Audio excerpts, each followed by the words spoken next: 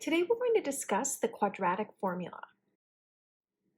Let's suppose we want to solve this equation right here. We want to know what numbers can we plug in for x in order to get 0. The quadratic formula is going to give us that answer. It's going to tell us what numbers we can plug in for x in order to make this expression here equal to 0.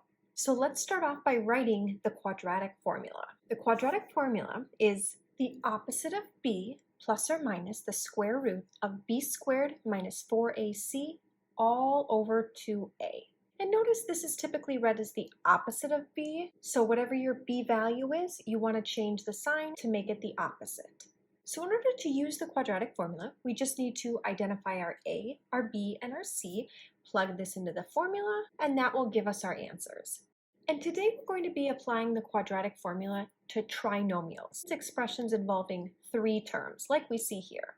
Now first, before we can actually use the quadratic formula, we have to make sure our equation is written in standard form.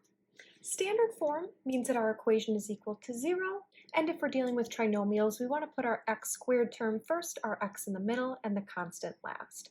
This is already written in standard form, so I'm just going to put a check mark here, and now we just need to identify our a, our b, and our c values. A is the coefficient of the x squared term. A equals 2 in this case. B is the coefficient of the x term. B equals -3 in this case, and C is your constant.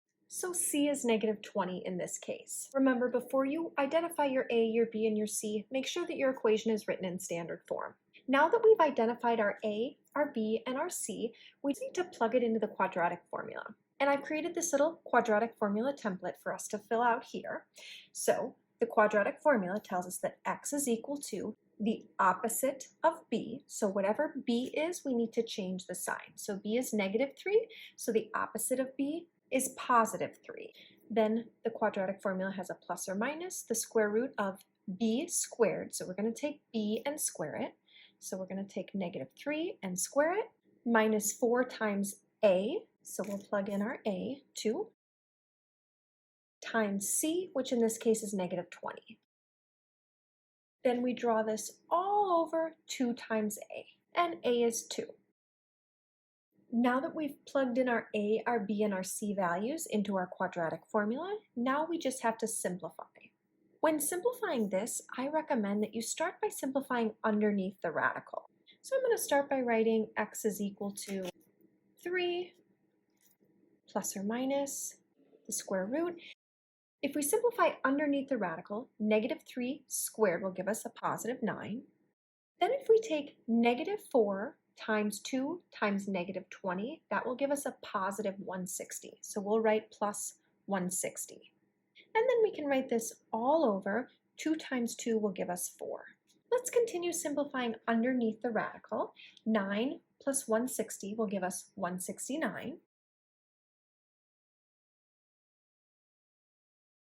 169 is a perfect square. The square root of 169 is 13. So we can rewrite this as x is equal to 3 plus or minus 13 all over 4. Now there are 2 different ways we can simplify this. I'll explain both. The first way I call splitting. To split this, we're going to start off with the x equals, and then we're going to write this as 3/4. We'll put the plus or minus in the middle, and then we'll write the 13 over 4. So we've split this into 3/4 plus or minus 13/4. Now we need to find our 2 different solutions. So one solution we can get by taking 3/4 plus 13/4, and the other solution we'll get by taking 3/4 minus 13/4. Let's see. 3/4 plus 13/4 will give us 16/4, which simplifies to 4, and 3/4 minus 13/4 will give us a -10/4, which will reduce to -5/2. So our 2 solutions here are x equals 4 and x equals -5/2.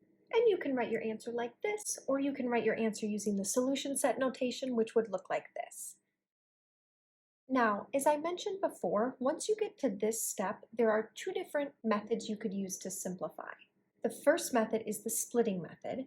We will soon see more complicated problems where when we get to this step, we've got some radicals and some more complicated numbers. For those problems, this splitting approach is what I recommend you use. But if you get to this step here and you just have whole numbers here, you don't have to use the splitting approach. Instead, perhaps the easier approach would be to just take 3 plus 13 to get 16, and then take 16 divided by 4, which would give us 4, and then to take 3 minus 13, which would give us negative 10, and then take negative 10 divided by 4, which would reduce to negative 5 halves.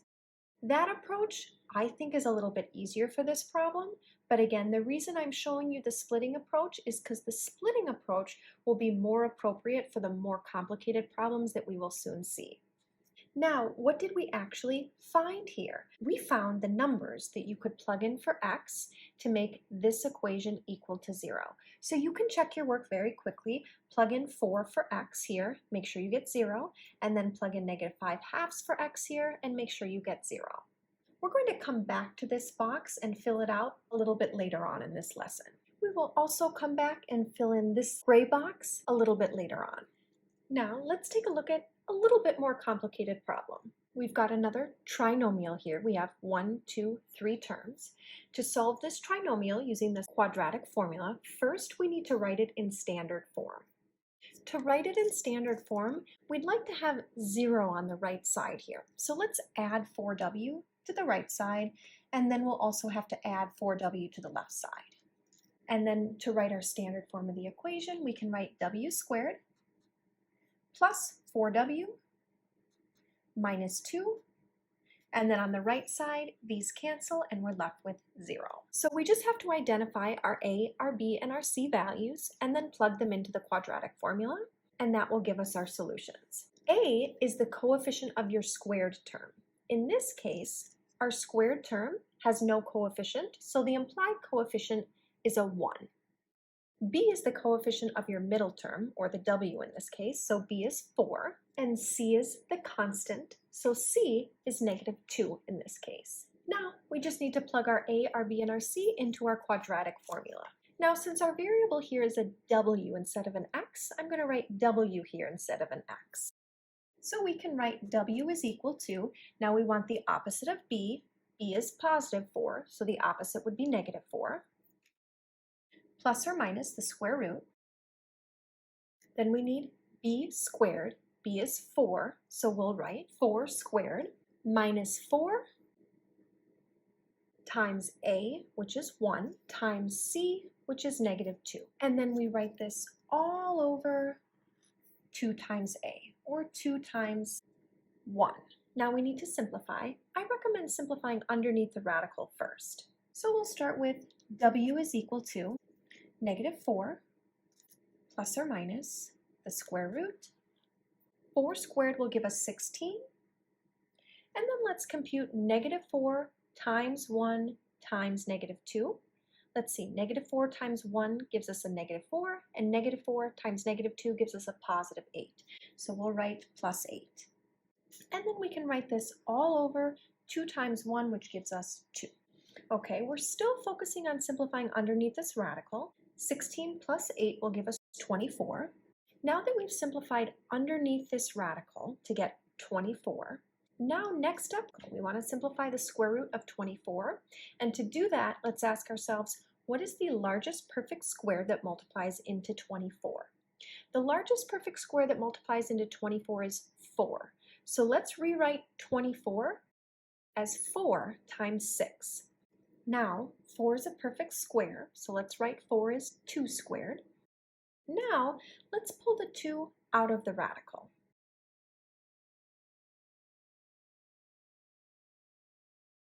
Now again, all that we've done in these last few steps here is we've just simplified the square root of 24 to 2 square root of 6. If you'd like more practice in how to simplify radicals like we did here, please look back at the chapter 6.3 video. Now that we've simplified this radical, the next step is we need to further simplify this in order to get to our final answer. Now notice here we cannot combine the -4 and the 2 square root of 6. These are not like radicals. The 2 is attached to a radical base and the -4 has no radical. In order to simplify, we can use our splitting approach that we used on the previous page, but there's also another approach we could use. Let's start with the splitting approach. So we want to split this. We'll write this as W is equal to -4/2. We'll put the plus or minus in the middle, and then we'll put the 2 square root of 6 over 2. Now that we've split, we just need to reduce each of these pieces. So let's start off with -4 divided by 2 gives us a -2. Put the plus or minus in the middle, and then over here, the 2's cancel, and we're just left with the square root of 6. And this is our final fully simplified answer. I like this splitting approach. That's the approach I prefer, but there's also another approach. Let me show you that as well. So once you get to this point, instead of splitting, you could factor the numerator and simplify that way. To factor the numerator, you want to look at the -4 and the 2, and you want to ask yourself, what's the greatest common factor? The greatest common factor between -4 and 2 is 2, and generally when we factor, if the first term in our expression is negative, our GCF is negative. The GCF is a -2 in this case. Now let's continue to factor. Let's see, -2 times 2 will give us our -4. And let's see here, in order to get a positive 2 square root of 6, we'd have to take our -2 times a negative square root of 6. -2 times negative square root of 6 will give us our positive 2 square root of 6. And in order to get a negative 2 square root of 6, we'd have to take our -2 times a positive square root of 6, because -2 times positive square root of 6 will give us our -2 square root of 6. And then we can write this over 2. Now that gets a little bit tricky, especially with the negatives and the plus or minus. That's why I much prefer the splitting approach. But factoring the numerator like we did here will also get us the correct answer. And the last step to simplify this, -2 divided by 2 gives us a -1. So we're left with -1 times 2 plus or minus the square root of 6. Notice our answers look slightly different. These answers are equivalent, both are correct, but depending on which approach you use, your final answer might look slightly different. And if you're asked to write your answers in solution set notation, to write this answer, we'll put our brackets and then we'll just insert -2 plus or minus the square root of 6. And to write this in solution set notation, we'll just draw our brackets and then we can insert this inside the brackets. Now I want to talk about this box right here. I'm going to look back at the previous page for just a minute. Looking back at the previous page, we solved this trinomial using the quadratic formula, but we could have also solved this via factoring. If you'd like extra practice factoring, try factoring this and you'll get the same 2 answers. We could also solve this by completing the square. If you want extra practice completing the square, go ahead and solve this by completing the square and you'll get the same exact 2 answers. So this problem could have been solved by factoring, by using the quadratic formula, or by completing the square. Just out of curiosity, let's see if we could factor this trinomial right here. So to factor this trinomial, we need to make sure it's written in standard form, and we've got it in standard form right here.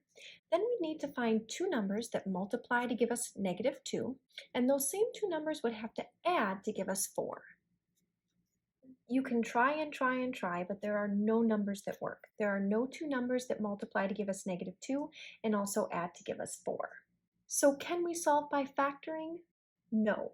And that's why the quadratic formula is really useful, because there are many trinomials like this one that cannot be solved by factoring. So we need another approach to solve it. So let's fill in this box right here. Only certain trinomials can be solved by factoring.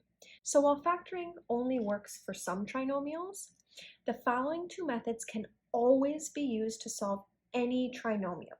Complete the square. We learned this process in our last lesson. If you'd like to look back at those notes, you can look at the chapter 7.1 video. The other method that always works for solving any trinomial is the quadratic formula. So if you're asked to solve a trinomial, you can try factoring, but it only works for some trinomials. But the 2 methods that will always work for any trinomial are completing the square and the quadratic formula. I recommend that you pause the video and try number 3 on your own. Once you've tried this on your own, go ahead and play the video to check your answer. First step, in order to use the quadratic formula, we have to write our equation in standard form. For standard form, you can get 0 on the left or the right side of the equation. Either way will work, but it's more common to get 0 on the right side. So I'm going to add the 12x and add the 12x, and then subtract the 9, and then we'll subtract 9 from this side so that everything cancels out on the right and we're left with 0 on the right. So that will leave us with negative 4x squared plus 12x minus 9 is equal to 0. I'm going to run through the next few steps fairly quickly since we've seen those steps in the previous 2 problems. Okay, I've plugged our a, our b, and our c into the quadratic formula. Now I'm going to simplify underneath the radical. Now something interesting happens here. Underneath the radical, 12 squared gave us 144. And then if you take negative 4 times negative 4 times negative 9, you get a negative 144. So we end up with 144 minus 144, which gives us 0 underneath the radical. Now, the square root of 0 is just 0. So this right here is 0. Usually when we use the quadratic formula, we get 2 solutions. One of the solutions comes from the plus and the other solution comes from the minus. But adding or subtracting 0 will not give us 2 distinct solutions. In fact, adding or subtracting 0 does nothing, so we can really cross that part out. And that leaves us with x is equal to negative 12 divided by negative 8, and negative 12 divided by negative 8 reduces to a positive 3/2. Notice when we solve quadratic trinomials like we see here, we usually get 2 solutions, but here's an example where we only have 1 solution. Let's look at one more example where we're solving equations using the quadratic formula. For this example, we're going to end up with imaginary numbers. And the first step when we use the quadratic formula is we have to write our equation in standard form. Let's get 0 on the right, and so let's subtract 9 from the right, and we can subtract 9 from the left side. And that leaves us with negative 2x squared minus 2x minus 9 is equal to 0. Now we just have to identify our a, our b, and our c so that we can plug them into the quadratic formula. A in this case is negative 2. B is also negative 2, and C is negative 9. And I've just written the quadratic formula off to the side here for our reference. So we'll plug the A, the B, and the C into our quadratic formula. Let's see, B is negative 2, so the opposite of B would be positive 2. And then we need to square B, so we'll be squaring negative 2. And then we're taking minus 4 times A, which is negative 2, times C, which is a negative 9, all over 2A. And A in this case is negative 2. Okay, now that we've plugged our A, our B, and our C into the quadratic formula, now let's start by simplifying underneath the radical. Negative 2 squared will give us a positive 4. Let's see, negative 4 times negative 2 gives us a positive 8, and positive 8 times negative 9 gives us a negative 72. So we can write minus 72, and then we'll write this all over. 2 times negative 2 gives us a negative 4. So let's continue simplifying underneath the radical here. 4 minus 72 will give us a negative 68. Now we've simplified underneath the radical, and that's simplified to negative 68. Now we want to simplify this radical right here. Now whenever we have the square root of a negative number, that's an imaginary number, and we always like to write imaginary numbers using I. I'm going to go over this process fairly quickly since we've seen it before, but if you'd like extra review of imaginary numbers, look back at my chapter 6.8 video. So to rewrite this imaginary number here using I, first step we want to rewrite negative 68 as positive 68 times negative 1. Next step, we're going to break this into 2 separate radicals. Okay, so we've broken this apart into 2 separate radicals. Now let's simplify this radical and this radical. To simplify the square root of 68, we need to find the largest perfect square that multiplies into 68, and that would be 4. So let's go ahead and rewrite 68. 8 is 4 times 17. Now, the square root of negative 1 is I. So anytime in math, if you see the square root of negative 1, we always replace it with I. Next step, we've identified that 4 is a perfect square, so let's write 4 as 2 squared. And now let's pull the 2 out of the radical. And when I was simplifying the square root of 68, I went through that pretty quickly because we've seen that a lot before. If you'd like extra review of how to simplify radicals like we did here, look back at my chapter 6.3 video. Now that we've simplified the square root of negative 68 to 2 square root of 17i, the last step is we want to simplify this expression. Now we've talked about two different approaches we can take to simplify expressions like this. We could split this expression, and to split it, we'll write it as x is equal to 2 divided by negative 4. We put the plus or minus in the middle, and then we write 2 square root of 17i over negative 4. Okay, so we've split it. Now let's go ahead and simplify this and this. 2 divided by negative 4 simplifies to a negative 1/2. Plus or minus, and then again 2 divided by negative 4 again simplifies to a negative 1/2. Now, when the coefficient of your radical is a 1 or a negative 1, we don't actually have to write that 1. So I'm going to rewrite this by just removing that 1.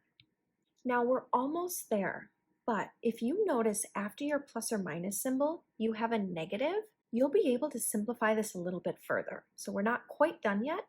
What is plus or minus a negative equal to? Well, let's start off with what is plus a negative equal to? Adding a negative is equal to subtraction. So we can replace the plus and negative with a subtraction symbol, giving us a minus. So again, the plus a negative we replace with a minus. And then what is minus a negative equal to? Minus a negative is equal to addition. So let's replace the minus a negative with an addition symbol. So we can see here something interesting happens. If you have a negative sign after a plus or minus symbol, you can actually just rewrite that problem and eliminate the negative sign, and it's equivalent. Again, that's because plus and minus is the same as subtraction, and minus and negative is the same as addition. So once you get to this point, you can use the splitting approach. The other approach you could use is to factor the numerator. So let's start off with x equals. Then we want to look at our numerator and ask ourselves, between these numbers 2 and 2, what's the greatest common factor? Well, that would be 2. So we'll factor out the 2, and let's see. 2 times 1 will give us our 2, and then we'll put the plus or minus. And then 2 times square root of 17i will give us the 2 square root of 17i. And then we've got this all over negative 4. Then after we've factored the numerator, we can just reduce the 2 divided by negative 4 to negative 1/2.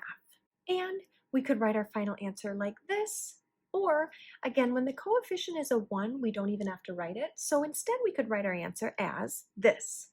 And if we want to, we could even pull the negative out front and write it right here. So depending on what approach we use, our final answer could look like this, or we could write our final answer using one of these two forms. Next, we're going to discuss something called the discriminant. When you look at your quadratic formula, the discriminant is this part shown in pink here. The discriminant is the quantity underneath the radical, the b squared minus 4ac. So let's write that right here. The discriminant is the quantity underneath the radical of a quadratic formula. The discriminant is the quantity b squared minus 4ac. Now the discriminant is important because just by looking at the discriminant, in other words, just by calculating b squared minus 4ac, we'll be able to know the number of solutions and the type of solutions, whether they're real or imaginary, that our equation will have. So once you've calculated the discriminant, you're going to want to identify, is the value of the discriminant positive? In other words, is it greater than 0? Is it equal to 0? Or is the value of the discriminant less than 0? Let's start off with, what if b squared minus 4ac is positive? In other words, greater than 0. If this quantity is greater than 0 or positive, that means underneath your radical, you're going to have a positive value, like I've shown right here. If your discriminant is greater than 0, your equation will have two solutions, and both of those solutions will be real numbers. For examples of this, let's look back at the first problem we did and the second problem we did in this lesson. So here's the first problem we did. The discriminant is, again, b squared minus 4ac. It's the quantity underneath the radical. So if we look right here, our discriminant is this quantity in pink right here. So The b squared minus 4ac, the discriminant, was negative 3 squared minus 4 times 2 times negative 20. The discriminant simplified to 9 plus 160, which simplified to 169. So once we computed the discriminant, we get 169. So let's fill in this box right here. The discriminant for this particular equation is 169. Now, when we're investigating the discriminant, it actually really doesn't matter what the exact value is. What really is important is if the discriminant is positive, if it's 0, or if it's negative. The discriminant is a positive number, and we said back here, if the discriminant is positive, in other words, if it's greater than 0, that means we'll have two solutions and they both will be real numbers.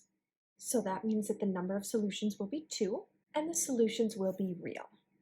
Let's check to see if this was correct. We actually computed our solutions, and sure enough, we did get 2 solutions, and they're both real numbers.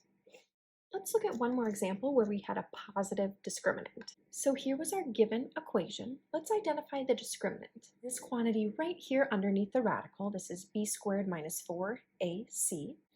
If we actually compute this, we will get 16 plus 8, which simplifies to 24. So we can fill out our discriminant for this problem is 24. And again, the actual value is not as important. What's important is the discriminant is greater than 0. It's positive.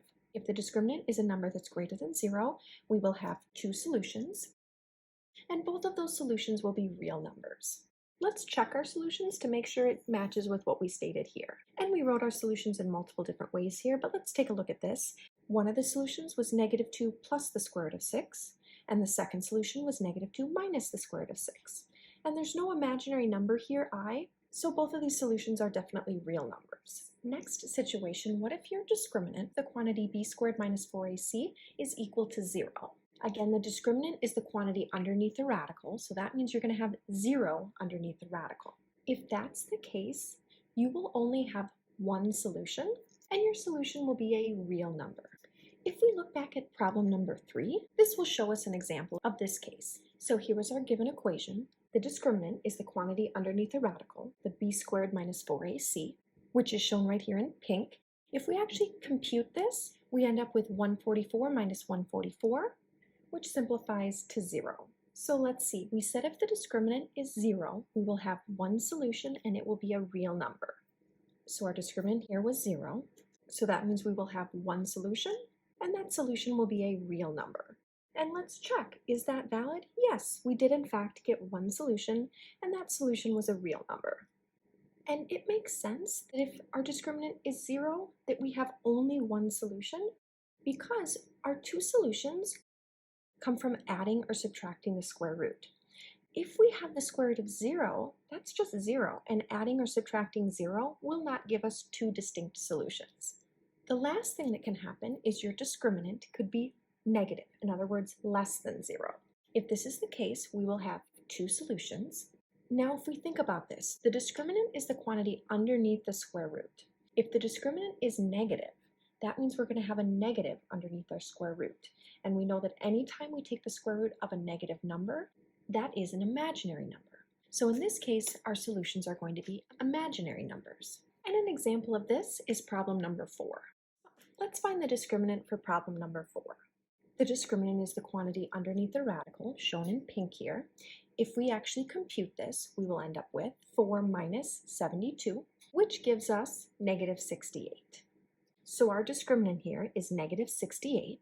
If the discriminant is a negative number, that means we will have two solutions.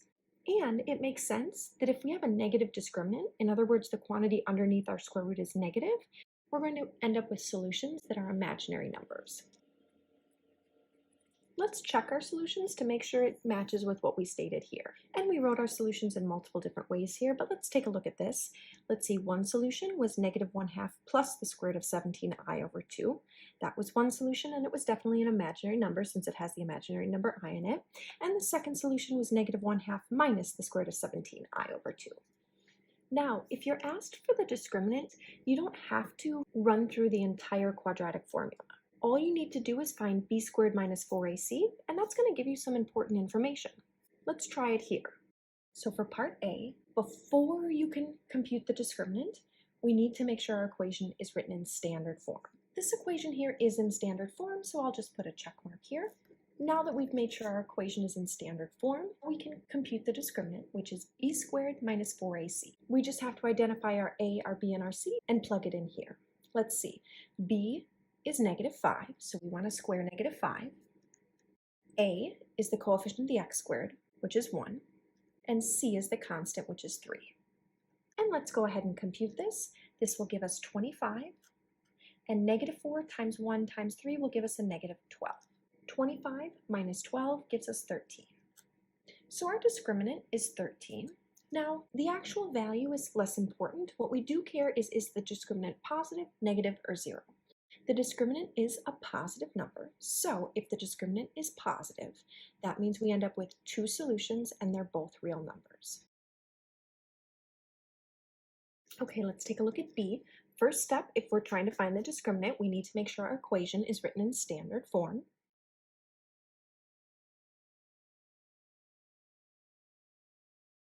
Now, to compute the discriminant, we want to calculate b squared minus 4ac. b is 6, so we need to take 6 and square it. A is -9, and c is -1. And let's go ahead and compute this. 6 squared will give us 36. -4 times -9 will give us a positive 36, and positive 36 times -1 will give us a -36. So we've got minus 36.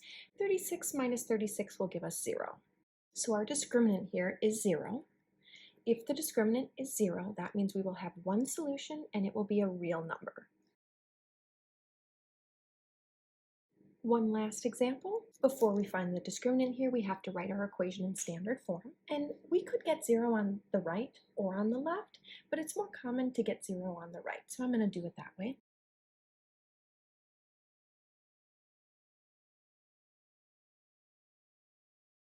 Okay, now that we've got it written in standard form, we can compute the discriminant. b squared minus 4ac. b is -4. When you're squaring b, if it's a negative number, make sure to put it in parentheses. You'll need to do that if you're typing it into your calculator too. Okay, -4 times a, which is 3, times c, which is 2.